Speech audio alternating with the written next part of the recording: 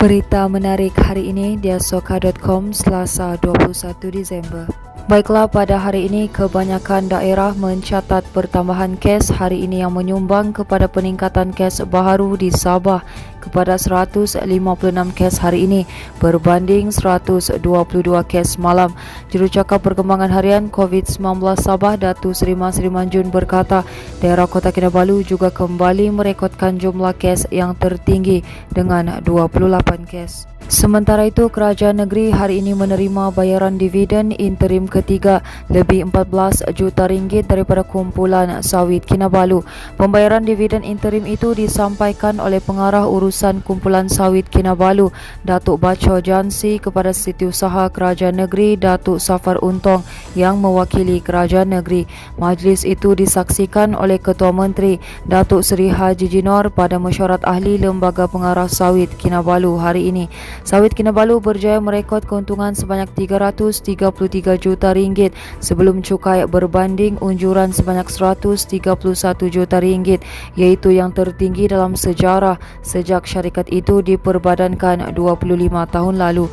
Bacho berkata melalui keuntungan yang diperoleh, Sawit Kinabalu membayar 14,448 juta ringgit kepada kerajaan negeri sebagai dividen interim yang ketiga selepas pembayaran dividen bagi suku pertama dan kedua 2021, iaitu sebanyak 10 juta ringgit pada September lalu. Sebelum itu turut berlangsung acara menandatangani memorandum persefahaman antara Sawit Kinabalu Sdn Berhad dengan Hernan Corporation Sdn Berhad bagi projek kerjasama menjalankan penanaman durian. MOU itu juga ditandatangani oleh Bacho dan Ketua Pegawai Eksekutif Hernan Corporation Sdn Berhad, Ana Teo. Kerjasama itu untuk membangunkan projek tanaman durian termasuk pemasaran dan pengeksportan durian asli serta produk nilai tambah berasaskan durian ke pasaran domestik dan antarabangsa seperti Australia, China, Jepun, Amerika Syarikat dan lain-lain lagi. Melalui kerjasama strategik itu, Hernan Corporation Sdn Berhad akan membantu kumpulan sawit Kinabalu dalam perkongsian maklumat dan kepakaran, penyelidikan dan teknologi untuk memastikan projek berkenaan dapat membuahkan pulangan yang lumayan. Manakala produk tempatan Sabah terutamanya makanan yang sukar diperoleh di Semenanjung kini boleh didapati di Jalan Chowkit, Kuala Lumpur. Antara produk tempatan yang dijual seperti kicap dan cuka cap ayam dari Sabah, teh Sabah, belacan senandung papar, cili giling Sabah dan kuih bangkit Sabah. Semua produk itu dijual oleh usahawan berasal dari Tanjung Aru, Marlina Masjid, 37 tahun, yang kini mengorak langkah memperluaskan perniagaan ke Semenanjung. Menurut pemilik teratai Borneo itu, jiwa usahawan yang ada padanya mendorong untuk membawa produk tempatan ke Semenanjung. Katanya lagi, produk yang dibawa ke kedainya itu dibawa khas dari Sabah dan beliau ingin memperkenalkan produk tempatan Sabah kepada pengguna luar. Jelas Marlina lagi, beliau turut menggunakan teknik pemasaran produk secara penghantaran terus kepada pembeli. Terdahulu teratai Borneo dirasmikan oleh Ahli Dewan Undangan Negeri dilantik Datuk Amisa Yasin. Amisa meluahkan perasaan bangganya apabila anak jati Sabah berani menyahut cabaran merantau dan membawa produk tempatan untuk dipasarkan ke pasaran luar. Orang ramai yang ingin mendapatkan produk dari Sabah boleh berkunjung ke teratai Borneo di alamat nombor 26A Teratai Borneo, Jalan Raja Alang, Kampung Baru, Kuala Lumpur, yang terletak berhadapan dengan The Regency Hotel, atau melalui Instagram dan Facebook Teratai Borneo. Berita seterusnya, keluarga mangsa kebakaran di Kampung Malawa, Jalan Taman Perindustrian, Kota Kinabalu, KKIP, yang terjejas dalam kebakaran malam tadi akan dibantu segera.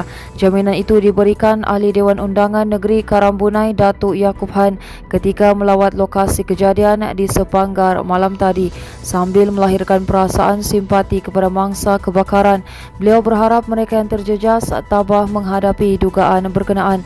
Yaakob yang juga Menteri Sains, Teknologi dan Inovasi berkata pihaknya akan mengarahkan pejabat pemimpin masyarakat PPM Dewan Undangan Negeri Karambunai untuk mengenal pasti keperluan bagi membantu mangsa kebakaran.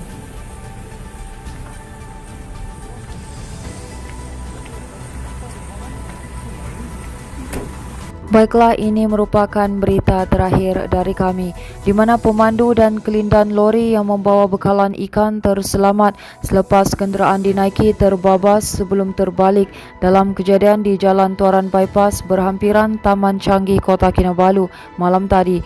Dalam kejadian jam 8.45 malam itu, kedua-dua mangsa berusia 30-an itu bagaimanapun hanya mengalami kecederaan ringan. Jurucakap Pusat Gerakan Operasi Jabatan Bomba dan Penyelamat Malaysia Sabah berkata pihaknya menerima panggilan kecemasan pada jam 8.59 malam.